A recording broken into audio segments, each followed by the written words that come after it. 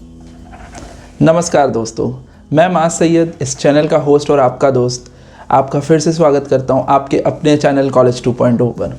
तो इस वीडियो, जैसे कि आपको पता ही है कि हम एक सीरीज़ बना रहे हैं जिसमें हम आपसे बात करेंगे कि आप 12th कॉमर्स के बाद क्या क्या कर सकते हो। जैसे कि इससे पहले वाले वीडियोस में मैंने आपको बताया कि आप BBA कर सकते हो, आप BCom कर सकते हो। इस वीडियो में मैं आपको बताऊंगा एक और डिग्री है जो आप आपके 12th कॉमर्स के बाद कर सकते हो, जिसका नाम है BCA, bachelor of computer application. अब ये डिग्री क्या है, ये क्यों करनी चाहिए भी या नहीं, करेंगे तो क्या बेनिफिट्स होंगे, और अगर नहीं करेंगे तो हम क्या क्या खो देंगे, ये सारी चीज़ें मैं आपको बताऊंगा इस वीडियो में। तो जुड़े रहिए हमारे साथ।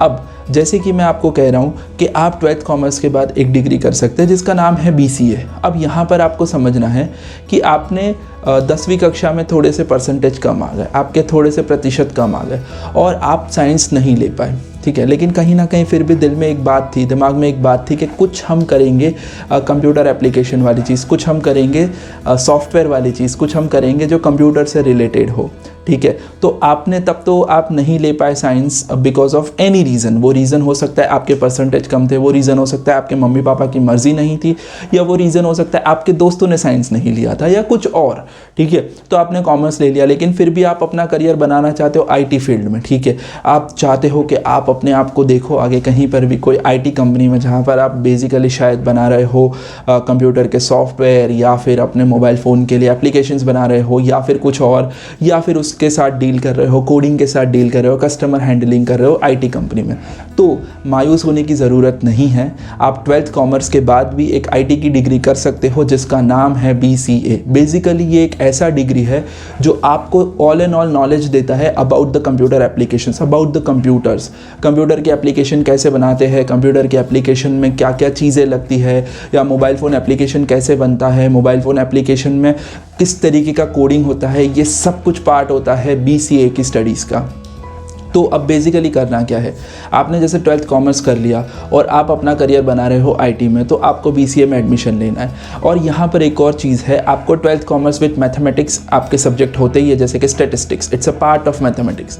तो आपने जब 12th कॉमर्स मैथमेटिक्स या स्टैटिस्टिक्स के साथ किया है, आप BCA के लिए एलिजिबल हो जाते हो। लेकिन यह एक टेक्निकल डिग्री है, इसमें आपको बिल्कुल टेक्निकल नॉलेज आता है। BCA में आपको डिफरेंट लैंग्वेजेस सिखाई जाती है, जैसे कि C++, then that can be Hadoop, Tableau और R, पाइथन, ऐसी बहुत सारी लैंग्वेजेस है जो कहीं ना कहीं BCA में कवर की जाती है। अब ये लैंग्वेजेस का मतलब क्या है और ये लैंग्वेजेस क्यों यूज़ होती है, इसके फ़ायदे क्या है, इसके नुकसान क्या है। तो ये बेसिकली वो लैंग्वेजेस है जिसमें हम चाहे हमारे मोबाइल फ़ोन की एप्लीकेशंस हो, या चाहे हमारे कंप्यूटर की एप्लीकेशन हो, या हमारे कंप्यूटर के सॉफ्टवेयर हो, ये सब कुछ डिज़ाइन होते हैं इसी लैंग्वेजेस में।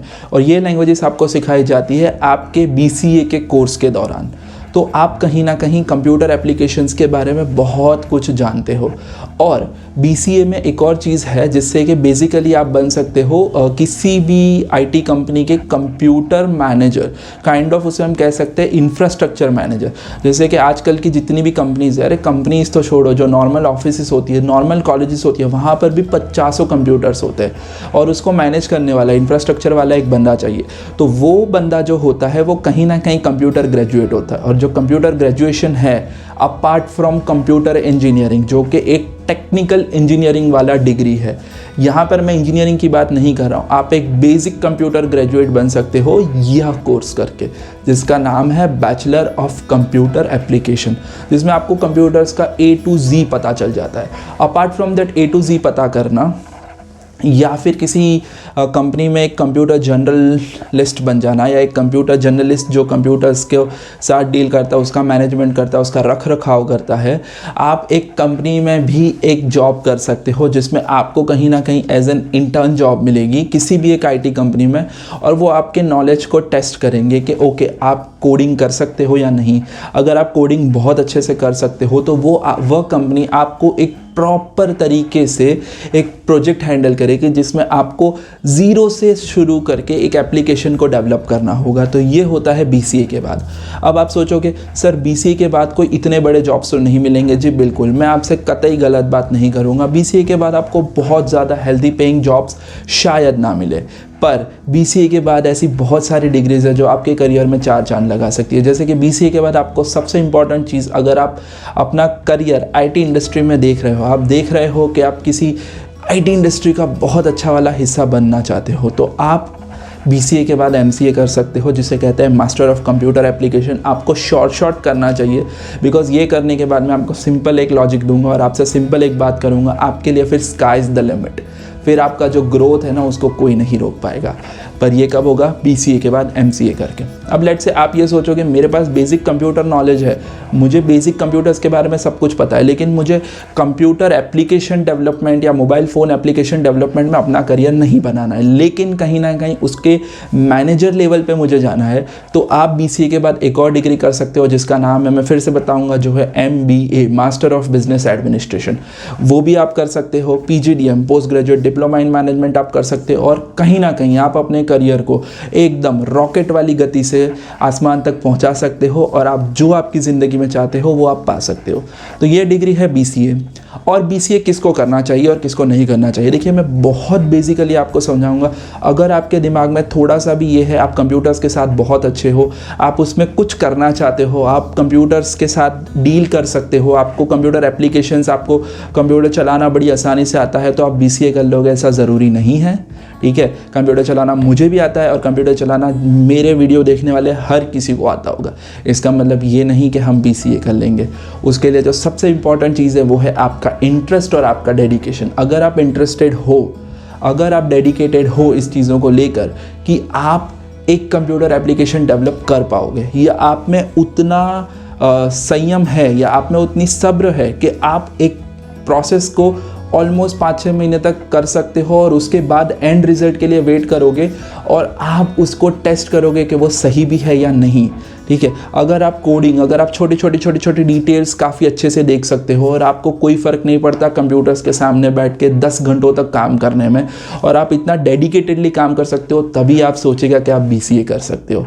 और BCA एक बहुत ही उम्दा डिग्री है, ठीक है, जो आपको बगैर इंजीनियरिंग कराए, बगैर 4 साल और बगैर 2 साल साइंस का मेहनत करे, आपको एक इंजीनियर के लेवल पे ले जाके बिठा सकती है, क्योंकि ये स्पेसिफिकली कंप्यूटर एप्लीकेशन की डिग्री है।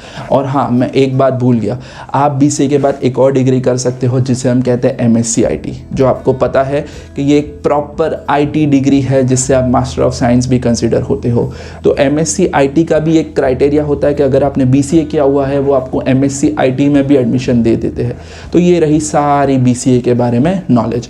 अब मैं आपको ये बताऊँगा आपको BCA कब नहीं करना चाहिए। अगर आप ये समझते हो कि आप बहुत अच्छे नहीं हो कंप्यूटर्स के साथ, या आप छोटी माइन्यूट डिटेल्स के ऊपर ध्यान नहीं दे सकते हो, आप सिस्टम के सामने बैठ के 10-12 घंटा 15 घंटे काम नहीं कर सकते हो, आपको उससे सर दर्द होने लगता है या आप चिढ़ जाते हो उससे, तो आपको BCA कतई नहीं करना चाहिए। या फिर आपका जो दिमाग है वो टेक्निकल नहीं है, मतलब आप टेक्निकलिटीज़ या टेक्निकल नॉलेज को नहीं समझ पाते हो, तो फिर आपको BCA नहीं करना चाहिए। तो ये था मेरा आज का वीडियो, जिसमें मैंने आपको बताया आपको BCA क्यों करना चाहिए, क्यों वो है बहुत इंपॉर्टेंट कोर्स, और आपको क्यों नहीं करना चाहिए। फिर से मैं आपको कहूँगा, अगर आपको मुझसे कोई भी सवाल पूछना है, आप मुझे पर्सनली कांटेक्ट कर सकते हैं मेरे इंस्टाग्राम ID पे, जो यहाँ पे फ्लैश हो रहा होगा। अपार्ट फ्रॉम माई इंस्टाग्राम, आपको अगर मुझसे कोई भी सवाल पूछना है, या आपको कोई भी डाउट है आपके करियर को लेकर, आप हमसे सीधी बात कर सकते हैं। प्लीज़ कमेंट करिए। और हाँ, एक और चीज़, प्लीज़ दोस्तों ना भूले हमारी इस वीडियो को लाइक करना, हमारे चैनल को सब्सक्राइब करना, क्योंकि जब आप ये करेंगे तो मैं ऐसे और 50 वीडियो बनाऊंगा और आपकी हेल्प करूंगा। तो इसी के साथ मैं मां सैयद आपसे विदाई लेता हूं, और फिर मिलेंगे एक और नए वीडियो के साथ, एक और नई बात के साथ। तब तक के लिए नमस्ते।